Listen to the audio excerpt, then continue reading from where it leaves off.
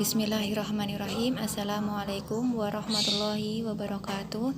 Saya dari kelompok 2 akan menjelaskan tentang blended learning dalam pembelajaran PAI. Untuk poin yang pertama yaitu pengertian blended learning. Blended learning berasal dari dua kata, yaitu blended yang artinya kombinasi atau perpaduan atau campuran, sedangkan learning berarti belajar. Ada beberapa istilah yang memiliki makna yang sama, yaitu kombinasi, pencampuran, dan perpaduan pembelajaran. Sedangkan menurut salah satu ahli mengatakan bahwa blended learning merupakan pencampuran antara pembelajaran online dengan pembelajaran offline atau pembelajaran tatap muka dalam suatu kegiatan belajar mengajar yang terintegrasi. Dan menurut bahasa Indonesia, blended learning artinya bauran. Bauran yaitu harmonis atau serasi antara pembelajaran secara langsung dan pembelajaran online untuk mencapai suatu tujuan pembelajaran yang berkualitas. Blended learning ini pada awalnya dikenal sebagai konsep hibrida, yaitu pembelajaran yang memadukan antara pembelajaran offline atau pembelajaran tatap muka dengan pembelajaran online atau pembelajaran daring. Akan tetapi, pada zaman sekarang ini dikenal dengan namanya blended learning. Kesimpulan dari pengertian blended learning yaitu blended learning merupakan suatu kegiatan yang memadukan beberapa model pembelajaran antara model pembelajaran tatap muka dan online maupun pembelajaran tradisional dalam suatu kegiatan, yaitu dalam kegiatan proses belajar mengajar yang terintegrasi untuk mencapai suatu tujuan pembelajaran. Untuk poin yang kedua yaitu karakteristik blended learning. Karakteristik blended learning yang pertama yaitu pembelajaran dengan mengkolaborasikan atau memadukan beberapa metode penyampaian, metode pengajaran, dan beberapa media yang berbasis teknologi. Yang nomor 2 yaitu suatu percampuran secara tatap muka, belajar mandiri, dan online dalam satu pembelajaran. Yang ketiga yaitu pembelajaran yang efektif, baik secara metode penyampaian, gaya penyampaian, dan metode mengajar. Yang terakhir yaitu orang tua juga terlibat dalam pembelajaran blended learning ini, karena orang tua dan guru mempunyai peran yang sangat besar dalam pembelajaran ini, yaitu orang tua sebagai motivator, sedangkan guru sebagai fasilitator. Mungkin hanya itu yang dapat saya sampaikan. Apabila ada kurang lebihnya mohon maaf. Akhiran. Bismillahirrahmanirrahim. Saya, Korina Khairul Afifah, akan menjelaskan tujuan dan penerapan blended e-learning. Tujuan dari blended e-learning yang dilakukan sekarang adalah untuk memperoleh pembelajaran yang baik, yang memadukan dengan banyak kelebihan dari setiap komponen, yang mana konvensional dapat memungkinkan untuk melakukan pembelajaran secara interaktif. Akan tetapi, metode online bisa memberikan materi melalui online tanpa ada batasan ruang dan waktu, sehingga pencapaian pembelajaran dapat maksimal.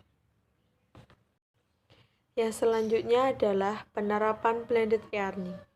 Ada 6 tahapan dalam menerapkan blended e-learning dalam metode pembelajaran supaya hasilnya bisa maksimal. Yang pertama, memusatkan bentuk dan materi ajar.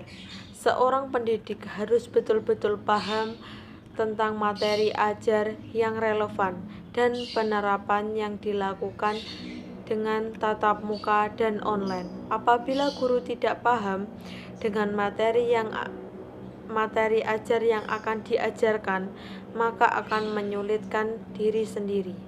Yang kedua, menerapkan rancangan blended e-learning yang akan digunakan. dan harus benar-benar dirancang dengan baik dan benar, dengan tujuan supaya pembelajaran bisa berjalan sesuai dengan rencana dan dapat memudahkan sistem pembelajaran baik secara face to face atau tatap muka dan secara online. Yang ketiga, format online e-learning harus ditetapkan. Bahan ajar bisa tersedia dalam bentuk video, PDF, dan yang dipakai oleh guru ya bisa HO, Google, ataupun yang lainnya. Yang keempat, rancangan yang sudah dibuat harus diuji terlebih dahulu. Hal ini dilakukan untuk memahami apakah bentuk pembelajaran sudah berjalan dengan baik atau belum. Efektif dan efisiensi harus diperhatikan supaya dapat benar-benar mempermudah pembelajaran. Yang kelima, blended learning diselenggarakan dengan baik. Sebelumnya harus ada sosialisasi dari guru ataupun dosen yang berkaitan dengan sistem ini, mulai dari komponen pendidikan, cara mengakses materi ajar dan lainnya. Yang keenam, kriteria harus disiapkan untuk melakukan evaluasi.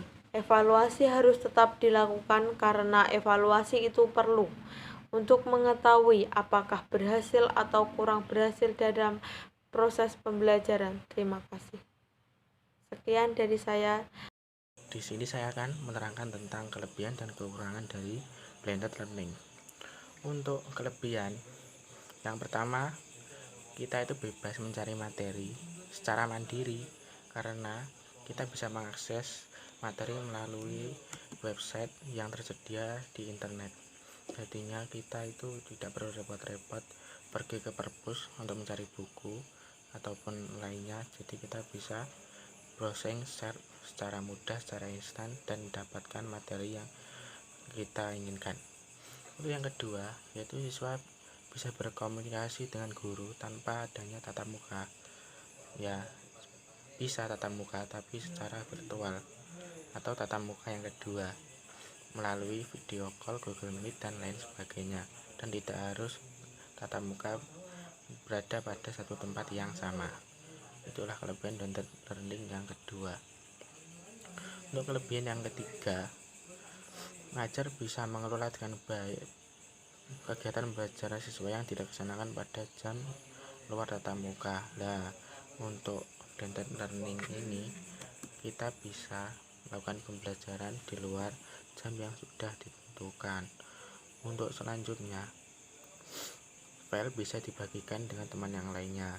Nah, ini yang banyak sekali dilaksanakan oleh mahasiswa. Jika malas memfotokopi, maka filenya itu langsung dibagikan kepada grup kelas. Jadi tidak usah repot-repot mengeluarkan biaya. Jadinya sangat lebih efektif dan tapi tidak efisien. Efisien tapi tidak efektif. Salah saya. Untuk yang selanjutnya, pendidik bisa memberikan kuis, feedback, dan bisa memanfaatkan hasil tes siswa secara efektif. Guru dapat memberikan kuis secara cepat melalui telepon ponsel yang dimiliki oleh siswanya. Jadi dalam pengiriman kuis itu sangatlah cepat. Nah, itu tadi kelebihan dari blended learning. Ya, selanjutnya adalah kekurangan dari blended learning. Banyak sekali kekurangan menurut saya. Untuk yang pertama, kekurangan dari blended learning adalah materi yang disampaikan sangatlah kurang efektif, karena dalam pembelajaran kita itu sebenarnya memerlukan tatap muka di suatu tempat yang sama agar dapat mengakses materi secara mendalam, dan yang lainnya itu tidak semua siswa itu memiliki akses internet. Jadi ada juga siswa itu yang di pelosok dan mungkin kesusahan untuk mencari sinyal karena tidak semudah itu mulai sinyal di daerah pelosok, jadinya pembelajaran itu sangatlah tidak efektif. Dan untuk penilaian pasti guru itu memilih yang siswa yang aktif, padahal belum tahu kalau siswa yang tidak aktif itu dia benar-benar tidak sergap ataupun dia itu terkendala oleh sinyal. Sekian dari saya, itulah kelebihan dan kekurangan dari blended learning. Assalamualaikum warahmatullahi wabarakatuh.